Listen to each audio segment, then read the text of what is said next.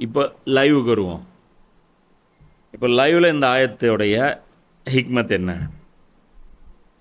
சில கேள்விகளை தேவையில்லாமல் குடஞ்சி கேட்பாங்க. புரியுதா? இப்படி இருக்கலாமா? அந்த குர்பானி பிராணியை பற்றி கேட்பாங்க. அது வந்து கொம்பு பெருசாக தான் இருக்கணுமாம்மா, அதுக்கு போட்டு போகணுமா? இது மாதிரி. அதே மாதிரி ஒரு சஹாபி வந்து நபி ஸல்லல்லாஹு அலைஹி வஸல்லம் கேள்வி கேட்குறாங்க. ஹஜ்ஜு ரசூல்லா சொல்கிறாங்க, அல்லாஹ் தூதர ஹஜ்ஜு சொல்கிறீங்களே, ரமலானில் நோன்பு வைக்க சொன்னீங்க. அதாவது ரமலானில் நோன்பு வைக்கிறோம், அது எல்லா வருஷம் ரமலான் வருது, நோன்பு வைக்கிறோம். அதே மாதிரி தானே துல்கைதாவும் வருஷம் வருது இல்லை? அப்போ வருஷம் ஹஜ்ஜு செய்யணுமா? ரசூல்லாவுக்கு பயங்கர கோவம். அப்படியே ஒரு மறைச்சு பார்க்குறாங்க. இப்போ நான் ஆமான்னு சொல்லிட்டா எல்லோரும் செய்யணும்ல? நீ பக்கத்தில் இருக்கீங்க, செஞ்சுட்டு வந்துடுறீங்க. உலகத்தில் ஒவ்வொரு பகுதியில் இந்த மக்கள் வருவாங்களா? எதுக்கு இந்த கேள்வி? வருஷம் ஹஜ்ஜு செய்யணும்னு நான் சொல்லுவேன்ல, அதையும் சேர்த்து. புரியுதா இல்லையா? நீ ஏன் கேள்வி கேட்குறீங்க? உங்களுக்கு நான் ஒரு விஷயம் சொல்லாமல் இருக்கிறேன் அப்படின்னா, தெளிவுபடுத்தப்படாமல் இருக்குது அப்படின்னா, அதுக்கு மீனிங் என்ன அப்படின்னா போதும்னு அர்த்தம். புரியுதா? போய் ஒரு சொம்பில் தண்ணி மோண்டுட்டு வா அப்படின்னா ரொம்ப இருக்கணுமா, லைட்டாக கீழே இருக்கணுமா, பாதி இருக்கணுமா? புரியுதா? இத்தனை கேள்வி கேட்டேன்னா நான் ஒவ்வொன்றுக்கும் பதில் சொல்லிட்டு தான் இருப்பேன். முதல்ல போயிட்டு வா அப்படிம்பேன். இது பத்தாது, இன்னும் கொஞ்சம் ஃபுல் பண்ணிட்டு வா அப்படி. இவ்வளோ இல்லை, இன்னும் கொஞ்சம் கம்மி பண்ணிட்டு வா. தேவையா இது? இது மாதிரி தீனில் நிறைய விஷயங்கள் இருக்குது. இதே மாதிரி ஒரு ஃபித்னா வந்து இந்த பிஜே வந்து கிளப்பி விட்டார். என்ன பண்ணார்? இந்த ஹதீஸ் வச்சு ஜக்காத்து வருஷமா அப்படி, ஹஜ்ஜு வருஷமானு ஒரு சாபி கட்ட ரசூலா கோவம் வந்துருச்சு. ஆனால் ஜக்காத்து வருஷமா அப்படின்னு வருஷம் தரணுன்ட்டு குரானில் இல்லை, ஹதீஸில் இல்லை. ஆனால் ஜக்காத்து திரும்ப தரப்படணுங்கிற மீனிங்கில் குரான் ஆயத்து இருக்குது. அக்கிமுஸ் சலாத் வாத்து ஜக்காத், தொழுகை எப்படி திரும்ப துறப்பப்படுதோ அதே மாதிரி தான் ஜக்காத்தும். அதுவும் இல்லாமல் ஜக்காத்து வந்து சும்மா அட்வைஸ் கிடையாது, அது வந்து லிவிங் எக்ஸாம்பிள். 30 வருஷம் ரசூல்லா காமிச்சாங்க. வருஷத்துக்கு ஒரு தடவை ஒரு டீம் போகும். இப்போ நபி ஸல்லல்லாஹு அலைஹி வஸல்லம் சொல்கிறாங்கல்ல, 40 ஆடுக்கு ஒரு ஆடு கொடுக்கணுன்ட்டு. இந்த 40 ஆடு ஒரு டைமில் தான் இருக்குமா? இன்னும் கொஞ்சம் நாள் போச்சுன்னா அது 80 ஆடு ஆயிரும்ல. அப்போ 2வது ஆட்டு போய் கலெக்ட் பண்ணியிருப்பாங்கள. கேட்டால் இந்த 40 தனியாக பிரித்தாங்க. எங்கே பிரித்தாங்க? உமர்லேயும் அபூபக்கர்லையும் சொல்கிறாங்க, நபி ஸல்லல்லாஹு அலைஹி வஸல்லம் காலத்தில் ஆடு மட்டும்தான் கொடுப்போம், அதுக்கு கழுத்தில் இருக்கிற கயிறு தர மாட்டோம்னா அதுக்கு சேர்த்து உங்களை சாவடிப்பேங்கிறாங்க. நாங்கள் ஆடு ரசூலா காலத்தில் ஆடு ப்ளஸ் கயிறு கட்டுறதுக்கு அந்த கயிறோடு கொடுத்தீங்க அப்படின்னா, இப்போ வெறும் ஆடு கொடுக்குறீங்க, கயிறு தர மாட்டீங்கன்னா கயிறுக்காக நான் சண்டை போடுவேங்கிறேன். அப்போது ஹஜ்ஜு, அதாவது ஜக்காத்துங்கிறது இது வந்து ஆர்டர்ஸு தேவையே இல்லை. இதுக்கு எக்ஸாம்பிள் இருக்குது. குலஃபா ராஷிதீன்களோட சுன்னத்தெல்லாம் எடுத்து பாருங்கள். அது கவர்மெண்ட்டுடைய ஜிடிபிங்க. வருஷம் இன்கம் டேக்ஸ் கட்டணுமா, இல்லை ஒரே ஒரு வருஷம் கட்டணுமான்னு போய் இங்கே இருக்கிற இன்கம் டேக்ஸ் ஆஃபீஸில் கேளுங்க. ஒரு தீமையுடைய வாசலை திறந்து விட்டார். அப்போ தீமைக்குன்னு ஒரு குரூப் இருக்குல்ல, ஆஹா இது என்னோட ஆஃபராக இருக்குது, இவர் தான்டா அறிஞர். யார்? இவர் தான் உண்மையான அறிஞர், கரெக்டாக சொல்கிறாரு, ஒரு பொருளுக்கு ஒரு தடவை கொடுக்கணுன்ட்டு. பணக்காரங்க எல்லாம் இவர் சைடு போயிட்டாங்க. ஜக்காத் விஷயத்தில் அவர் ஆதரிக்கிறாங்களாம். எதுக்கு? நாசமாக போகிறதுக்கு நாளைக்கு மறுமையில். புரியுதா? இது ஒரு நோய்.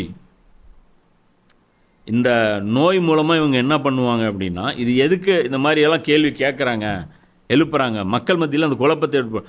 1400 வருஷமாக எந்த பிரிவுக்கு மத்தியிலும் இவ்வளோ பெரிய குழப்பம் இருந்ததே கிடையாது. சில மரகண்ட கேஸும் எல்லா வரலாற்றிலையும் வாழ்ந்துருக்கும். ஆனால் ஹஜ்ஜு ஜக்காத் வந்து வருஷத்துக்கு ஒரு தடவை கொடுக்கணும். ஆனால் கூத்து என்ன தெரியுமா? இவனுங்க வந்து ஜக்காத் வந்து வருஷத்துக்கு ஒரு தடவை இல்லைன்னு சொல்கிறது. அந்த பொருள் வந்துச்சுன்னா அன்றைக்கே கொடுத்துடணுமா ஜக்காத்து? ஜக்காத்து சேமிப்புக்கு தான் ஜக்காத்து. புரியுதா? அன்றைக்கே கொடுத்தீங்கன்னா நீங்கள் எவ்வளோ ஜக்காத்து கொடுப்பேன்? நீ கடையில் உனக்கு 10 ரூபா வருமானம் வருது, 10,000 ரூபா வருது. இவங்க கான்செப்ட் பாரு, அப்பயே ஜக்காத்து கொடுத்தணும். எப்படி கொடுப்பேன்?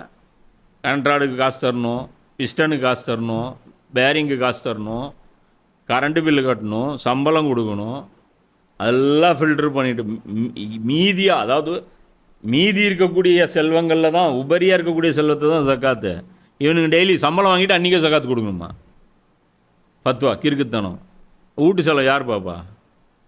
சம்பளம் 50,000 5,000 கொடுத்துட்டீங்க, வீட்டு வாடகை 15,000, ஸ்கூல் ஃபீஸ் ஒரு 5,000, சாப்பாட்டுக்கு வந்து 15,000 20,000, டிரான்ஸ்போர்ட்டுக்கு பெட்ரோலுக்கு இவ்வளோ காசு எடுத்தோன்னா 50,000 5,000 கொடுத்துட்டிங்கன்னா அவன் என்ன ஆவான்? கிறுக்குத்தனமான ஃபத்வா. இது பணக்காரங்களுக்கு பெனிஃபிட் தந்துச்சு. அதனால தான் பார்த்தீங்க இந்த டிஎன்டிஜே இந்த மாதிரியான இதெல்லாம் வசூல் நிரம்புறதுக்கு காரணம் என்னென்னா இது. ஏன்னா ஸ்பெஷலாக ஒரு ஃபத்வா. ஆனால் அதை கொடுக்குறவங்களாம் யார் தெரியுமா? சுன்ன ஜமாத்தும் இருப்பான். அவங்களுக்கு என்ன பிரச்சனைனா அவங்களுடைய ஹபீஸ் தன்மை இந்த ஹபீஸுக்கும் அந்த ஹபீஸுக்கும் மெர்ஜ் ஆயிரும். ஹபீஸுகளுடைய கொண்டாட்டம். இப்போ நான் ஜகாத்துக்கு பல வருஷம் அப்படின்னோடனே என்னையை திட்ட ஆரம்பிச்சிருவேன். வருஷம் ஜகாத்து கொடுக்கணும் திட்ட ஆரம்பிக்கும். ஏன்னா இஸ்லாத்துடைய ஸ்பிரிட் அவங்களுக்கு தெரியாது. இந்த ஆயத்திலே அல்லாஹ் அது சொல்கிறான். அடுத்த ஆயத்தில், உங்களுக்கு முன் வாழ்ந்த ஒரு கூட்டத்தார் இத்தகைய கேள்விகளை கேட்டுக்கொண்டிருந்தனர். உங்களுக்கு முன்னாடி பனி இஸ்ராயல்கள் இவங்கெல்லாம் வாழ்ந்தாங்களே, இதே மாதிரி தான் கேள்வி கேட்டே தான். எப்படினாவெல்லாம் கேள்வி கேட்டாங்க. இந்த மாடு அறுக்க சொல்லணும். மாடுன்னா என்ன? ஏப்பா பசு மாடுப்பா. பசு மாடுன்னா என்ன? ஏப்பா இந்த வயசுப்பா. சரி எந்த வயசுன்னா என்ன? ஏப்பா அது வந்து வேலை செஞ்சுருக்கக்கூடாதுப்பா. அது வந்து யாருமே சவாரி பண்ணியிருக்கக்கூடாதுப்பா. ஓகே, அடுத்து இன்னும் கிளியராக சொல்லுங்கள். அது கலரு இதுப்பா. இப்போ தான் நீங்கள் கரெக்டாக சொல்லியிருக்கீங்க. மூடி மாடுங்கன்னா ஏதோ ஒரு மாட்டை பிடிச்சா இருந்தால் வேலை முடிஞ்சதா? இதுக்கு இத்தனை வாட்டி கம்யூனிகேஷன் பண்ணணுமா? இல்லாட்டா எரிச்சல் ஆகுமா? தெரியுதா இல்லையா? புரியுதா? அப்போ இன்னொரு விஷயம் இதில் மெயினாக புரிஞ்சுக்கணும். என்ன அப்படின்னா, கடைசி அல்லாஹ் சொல்கிறான் பாரு, உங்களுக்கு முன் வாழ்ந்த ஒரு கூட்டத்தார் இத்தகைய கேள்விகளை கேட்டுக்கொண்டே இருந்தனர். அதனால் பிறகு அவற்றின் காரணமாகவே இந்த நோண்டி கேள்வி கேட்டீங்கல்ல, இதன் காரணமாகவே அவர்கள் நிராகரிப்பில் ஆழ்ந்து விட்டார்கள்.